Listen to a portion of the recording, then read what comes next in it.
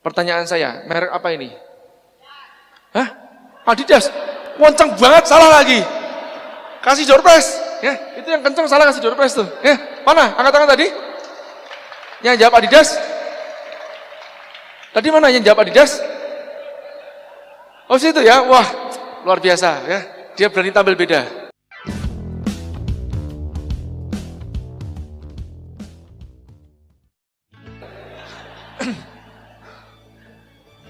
Mahasiswa ya mas ya?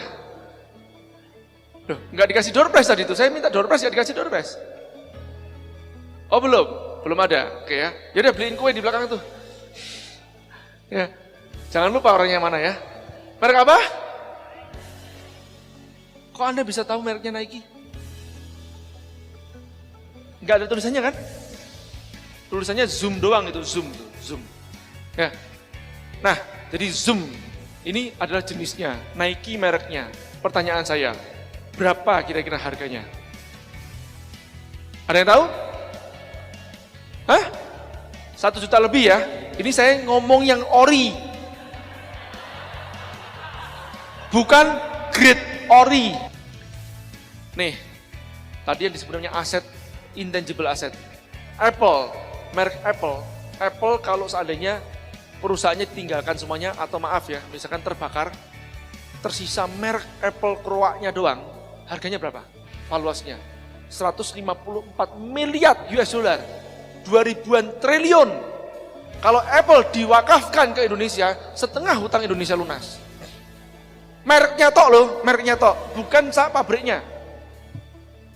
Tapi pabriknya mereka outsource. Kalau negara-negara besar outsource, mereka cuma punya namanya office untuk product development, brand management. Biasanya larinya cuma 2 hal itu. Sisanya outsource. Ya. Nah, Anda bisa lihat kan? Nah, itu 154 miliar US dollar cuman mereknya tok tuh loh. Ya. Dulu sebelum Steve Jobs meninggal ya, misalkan Anda dipanggil diwaris, "Dah kamu tak warisin mereknya doang." Nah, gitu. Apple Kroak. Ya, 154 miliar US dollar, 2000 triliun. Luar biasa ya. Baik, saya lanjutkan. Nah, bagaimana caranya membuat merek? Saya baru bicara masalah merek, belum brand. Merek duluan, oke? Nah, merek yang ngetop. Tapi pertanyaan saya duluan, tahu nggak bedanya brand sama branding? Nah, saya rangkum ya teman-teman ya, saya rangkum biar gampang, biar orang awam pun juga mengerti apa itu brand, apa itu branding. Ya, nah ini yang saya dapat. Brand itu adalah nama plus makna. Ya, merek, value. Kalau merek tok, belum tentu dia melakukan, belum tentu jawab sebagai suatu brand. Sama, ya. Pak Subiakto kalau mengatakan begini, brand bukan logo, bukan namanya, bukan kemasannya, bukan produknya. Ngerti ya? Nah, tapi sebetulnya keseluruhannya itu plus anunya. Nah, anunya ki opo gitu loh. Ngerti ya? Tadi kan gitu loh dikatakan loh. Nike itu nggak bisa dikasih cuman simbolnya doang dikasih kepada Anda, nggak bisa gitu loh. Ya, cuman centangnya doang kasih ke Anda mau beli, nggak mau beli. Sepatunya doang tanpa centang, 800.000 mau beli, nggak mau beli. Keseluruhannya, hal itu yang membuat namanya brand. Betul? Baik. Nah, nama plus makna, merek plus value. Contoh tadi ya, masa dibilang, ini saya, ini Jaya. Tapi kalau Anda nggak lihat tampang saya, Anda cuma dengar namanya Jaya. Di benak Anda, apa yang Anda pikirkan, makna apa dari suatu nama Jaya? Toko bangunan, ya. Ada yang bilang Kosek WC mas, Kosek WC Jaya ada juga, betul ya? Kuburan Jaya ada juga mas ya. Bis, ya, Indah Jaya, Jaya Indah ada juga. Apa? Bis mereknya macam-macam, ya. Maka dari itu saya tidak mau menggunakan merek Jaya, merek atau nama Jaya, ya, sebagai brand saya atau merek saya, nggak mau. Kenapa? Karena generik. Anggap aja, Anda sudah langsung lihat begini, set, ini namanya Jaya Setiabudi. Tambahin Setiabudi ya, Jaya Setiabudi, bukan bangunan Jaya. Jaya Setiabudi. Oh iya, apa yang Anda pikirkan dari seorang Jaya Setiabudi? Apa? Yuk bisnis, boleh. Apa lagi? Juragan, nah juragan boleh. Oke, saya lanjutkan ya. Nah, itulah brand. Branding aktivitas untuk menaikkan makna atau value dari suatu merek, tentu aja dengan produk tersebut. Supaya apa? Supaya keluar dari jebakan komoditas, nggak dikiloin lagi. Punyamu berapa? Sekian, itu sebelah sana sekian loh. Nah kalau udah punya berapa? Sekian, sebelah sana sekian, berarti Anda tidak bisa keluar dari jebakan komoditas. Paham ya? Jilbabmu berapa? Sekian, itu sana sekian harganya. Itu artinya Anda komoditas. Nah harusnya bagaimana? Sekian, nggak bisa dibandingin sama yang sebelah sana. Maka dari itu tadi saya katakan pada saat awal, kalau Anda hilangkan diskonnya, apakah orang masih akan membeli produk Anda? Dan tidak murah. Bukan kemahalan, tidak murah. Ya, saya lanjutkan. Nah, branding juga tentu aja kalau naik brandnya, intangible asetnya tadi itu naik. Paham ya? Ini yang Indonesia kekurangan di situ. Kita ini bangga Nike, Adidas buatan Indonesia. Wah ini produksi Indonesia. Alah, sementara kalau yang punya merek jarinya berubah gara-gara unjuk rasanya banyak, jarinya berubah dari Tangerang ke Vietnam. Betul? Pindah tuh pabriknya. Apalagi gara-gara cuman Rp150. Mereka pindahkan itu.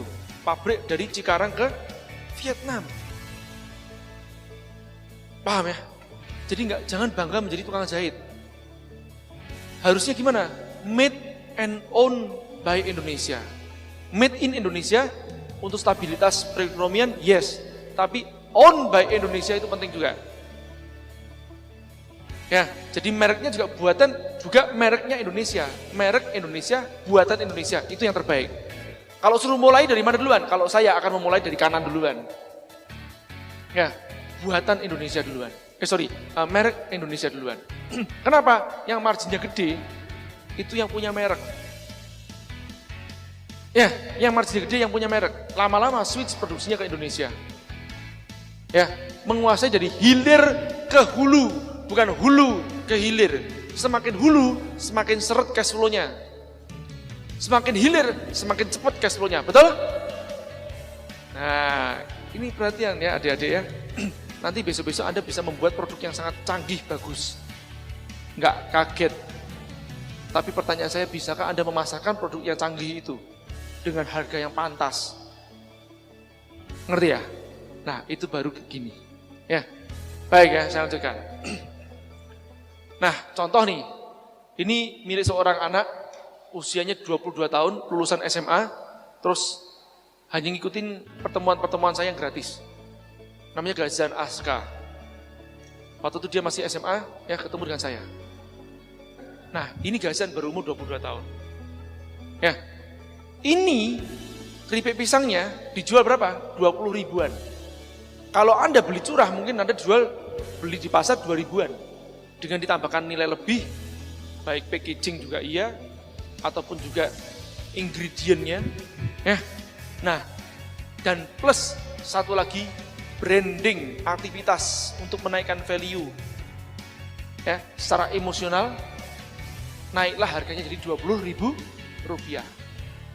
Lumayan ya, anggap aja sama packaging cost-nya katakanlah Rp6.000. Ya, dijual ke reseller Rp12.000 lah. Masih untung 100% gross. Ya, marginnya. Betul? Atau 50% dari harga jual ke resellernya atau agennya. Lumayan kan? Nah, sekarang dia sudah ekspor ke Cina dan Brunei dengan mereknya Zanana. Ya, merek sendiri, bukan pakai merek luar, enggak. Mereknya sendiri. Nah, sudah terdistribusi juga di Transmart. Mulai masuk juga ke tempat retail chain modern, ya. Baik. Saya lanjutkan, itulah branding, aktivitas menaikkan merek. Merek tanpa makna, jadi punya nama tanpa makna, cuman sekedar barang tanpa ciri khas, nggak ada yang spesial. Kita nggak bisa keluar dari jebakan komoditas, banting-bantingan harga. Sana diskon, kita panik, sini diskon juga. Itu kenapa? Nggak ngerti branding. Paham ya? Kalau ngerti bagaimana nge-branding, insya Allah keluar dari jebakan komoditas.